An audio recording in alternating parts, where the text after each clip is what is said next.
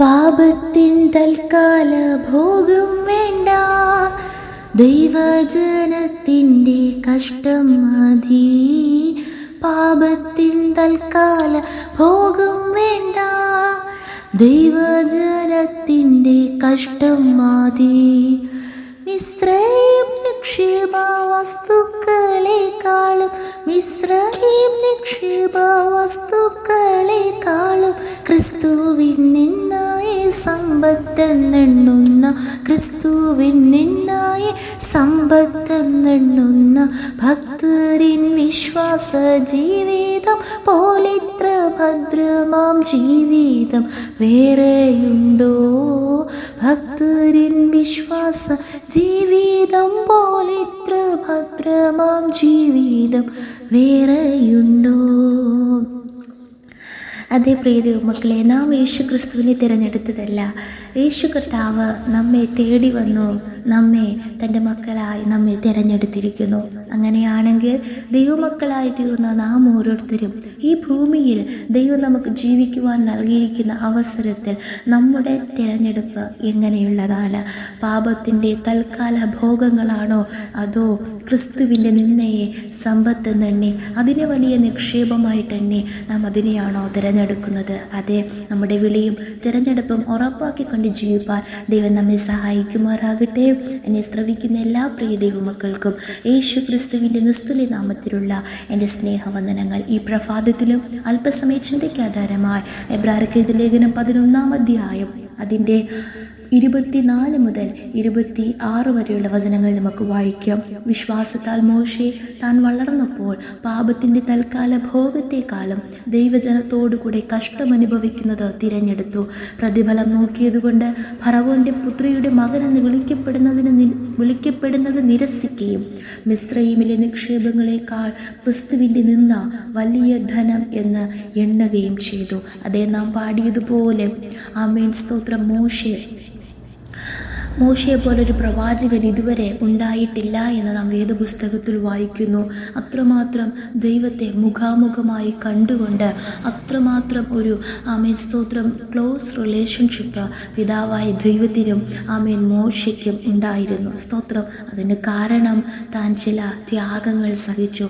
ദൈവത്തിനു വേണ്ടി ആമേൻ തൻ്റെ ജീവിതം താൻ പൂർണ്ണമായി സമർപ്പിക്കുവാനിടയായി തീർന്നു. ഇവിടെ നാം വായിക്കുന്ന ഒന്ന്, താൻ തിരഞ്ഞെടുത്തത് നല്ല ഒരു സ്തോത്ര പങ്കായിരുന്നു തിരഞ്ഞെടുത്തത്. തൻ്റെ തിരഞ്ഞെടുപ്പ് നല്ലതായിരുന്നു. 2, താൻ ചിലത് ദൈവത്തിനു വേണ്ടി നിരസിച്ചു. 3, താൻ ആമേൻ സ്തോത്രം ചിലതിനേക്കാൾ ക്രിസ്തുവിൻ്റെ നിന്ന വലിയ ധനമെന്ന് എണ്ണുകയും ചെയ്തു. അതേ, ഈ ലോകത്തിലെ സമ്പത്തിനേക്കാൾ ആത്മീയമായ ദൈവികമായ കാര്യങ്ങളെ വലുത് എന്ന് താൻ എണ്ണുകയും ചെയ്തു.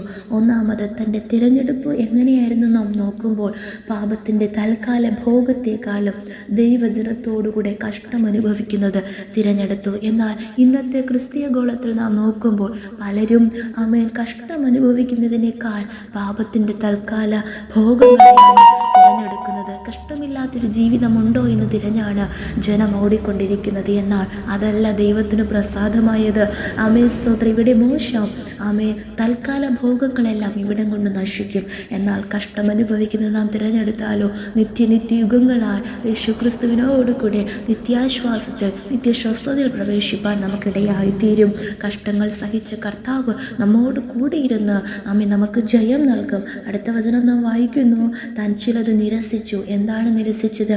പ്രതിഫലം നോക്കിയത് കൊണ്ട് ഫറവോന്റെ പുത്രിയുടെ മകനെന്ന് വിളിക്കപ്പെടുന്നത് നിരസിച്ചു. അതെ, ഈ ലോകത്തിലെ സ്ഥാനമാനങ്ങൾ നമുക്ക് നിരസിക്കുവാൻ കഴിയുമോ? സ്തോത്രം. ഹല്ലേലൂയ. ലോകത്തിലെ ചില മാന്യതകൾ, ചില സ്തോത്രം ഉയർച്ചകൾ നമുക്ക് നിരസിക്കുവാൻ കഴിയുമോ? ഹല്ലേലൂയ. എന്നാൽ ഇവിടെ മോശെ അതൊക്കെ നിരസിച്ചു. എന്നിട്ട് താൻ എന്താണ് വലുതെന്ന് എണ്ണിയത്? മിസ്രയീമിലെ നിക്ഷേപങ്ങളല്ല ക്രിസ്തുവിൻ്റെ നിന്ന വലിയ ധനമെന്ന് താൻ എണ്ണി താൻ പുറപ്പെടുവാനിടയായിത്തീർന്നു. പ്രിയ ദൈവമക്കളെ, ഈ കാലഘട്ടത്തും നാം ഓരോരുത്തരും നമ്മുടെ തിരഞ്ഞെടുപ്പ് എങ്ങനെയാണ്? നാം ദൈവത്തിന് വേണ്ടി എന്തെങ്കിലും നിരസിക്കുന്നുണ്ടോ? നാം ദൈവത്തെക്കാളും ഉപരിയായി ക്രിസ്തുവിനേക്കാളും ഉപരിയായി മറ്റെന്തിനെങ്കിലും വലുതായിട്ട് എണ്ണുന്നുണ്ടോ എന്ന് ഈ വചനപ്രകാരം നമ്മെ തന്നെ നമുക്ക് ശോധന ചെയ്യാം. മോശെ ഇത് ചെയ്തതുകൊണ്ട് തനിക്ക് ലഭിച്ച പ്രതിഫലം എന്താണ്? അടുത്ത വചനത്തിൽ നാം വായിക്കുന്നു, വിശ്വാസം വിശ്വാസത്താൽ അവൻ അദൃശ്യ ദൈവത്തെ കണ്ടതുപോലെ ഉറച്ചു നിൽക്കുകയാൽ രാജാവിൻ്റെ കോപം ഭയപ്പെടാതെ മിസ്രൈം വിട്ടുപോന്നു. അതേ, താൻ വിശ്വാസത്തിൽ ഉറച്ചു നിന്നു. അദൃശ്യ ദൈവത്തെ കണ്ടതുപോലെ താൻ വിശ്വസിച്ചു, താൻ ഉറച്ചു നിന്നു. താൻ അവിടെ നിന്ന് പുറപ്പെട്ടു. താൻ മുഖാന്തരം ഈ വലിയ ഇസ്രായേൽ ജനത്തെ കർത്താവ് തന്നെ കൊണ്ട് അമ്മ നയിക്കുവാനിടയായി തീർന്നു. ഭൂമിയിൽ ആരും ചെയ്തെടുക്കാത്ത ശുശ്രൂഷകൾ മോശെ മുഖാന്തരം ദൈവം ചെയ്തെടുത്തു. പ്രിയ ദൈവമക്കളെ, ഈ നാളുകളിൽ അമ്മേൻ സ്തോത്രം സ്തോത്രം വ്യത്യസ്തരായി ജീവിപ്പാൻ നമ്മെ തന്നെ ദൈവകരങ്ങൾ ഏൽപ്പിച്ചു കൊടുക്കുക. നമ്മുടെ തിരഞ്ഞെടുപ്പുകൾ, നാം എന്താണോ നിരസിക്കുന്നത്, നാം എന്താണോ ക്രിസ്തുവിനെ ഉപേക്ഷിക്കുന്നത്, നാം എന്തിനെയാണോ വിലയേറിയതായി എണ്ണുന്നത്, ഇതൊക്കെ നാം നമ്മെ തന്നെ ശോധന ചെയ്ത് മുന്നോട്ട് നീങ്ങാമെങ്കിൽ നിശ്ചയമായി കർത്താവ് ഈ ഭൂമിയിലും സ്വർഗരാജ്യത്തിലും ആമേൻ സ്തോത്രം ആമേൻ ഹല്ലേലൂയ കർത്താവ് നമ്മെ അനുഗ്രഹിക്കും. ഈ ഭൂമിയിൽ അനുഗ്രഹങ്ങൾ മാത്രമല്ല, ആമേൻ ആ സ്വർഗീയ തുറമുഖത്ത് എത്തിച്ചേർന്ന് ആമേൻ ക്രിസ്തുവിനോടുകൂടി യുഗങ്ങളായി വാഴുവാൻ ദൈവം നമ്മെ സഹായിക്കും. ഈ യോജനപ്രകാരം കർത്താവ് നമ്മെ ഏവരും അനുഗ്രഹിക്കുമാറാകട്ടെ. നമുക്കൊരുമിച്ച് പ്രാർത്ഥിക്കാം. നല്ല ദൈവമേ, സ്വർഗസ്ഥ പിതാവേ, അനുഗ്രഹിക്കപ്പെട്ട ഈ നല്ല പ്രഭാതത്തിലും അങ്ങ് ഞങ്ങൾക്ക് നൽകിയ നല്ല ആലോചനയ്ക്കായി സ്തോത്രം ചെയ്യുന്നപ്പ അതിന് പ്രകാരം ഞങ്ങളെ തന്നെ പൂർണ്ണമായി താഴ്ത്തുന്നു സമർപ്പിക്കുന്നു. ഈ നാളുകളിൽ കർത്താവേ, പാപത്തിൻ്റെ തൽക്കാല ഭോഗങ്ങളെക്കാളും ആമേൻ സ്തോത്രം സ്തോത്രം പെട്ടെന്നുള്ള ഉയർച്ചകൾ, അനുഗ്രഹങ്ങൾ, നശിച്ചു പോകുന്ന സന്തോഷങ്ങളെക്കാളും ഉപരിയാൽ ക്രിസ്തുവിൻ്റെ ധനം വലിയ ധനമെന്നുണ്ട്, ക്രിസ്തുവിൻ്റെ നിന്ന് വലിയ ധനമെന്നുണ്ട്. ഈ നാളിൽ നിരസിക്കേണ്ടവയെ നിരസിച്ച് ആ ദൈവജനത്തോട് കഷ്ടമനുഭവിക്കും തിരഞ്ഞെടുത്ത് അങ്ങയുടെ ഹിതപ്രകാരം ജീവിപ്പാൻ ഞങ്ങളെ തന്നെ പൂർണ്ണമായി സമർപ്പിക്കുന്നു. അനുഗ്രഹിച്ചാട്ടെ. പ്രാർത്ഥന കേട്ടതിനാൽ സ്തോത്രം. യേശുവിൻ്റെ അധികാരമുള്ള നാമത്തിൽ തന്നെ പിതാവേ. ആമേൻ ആമേൻ. Praise God. May God bless you all.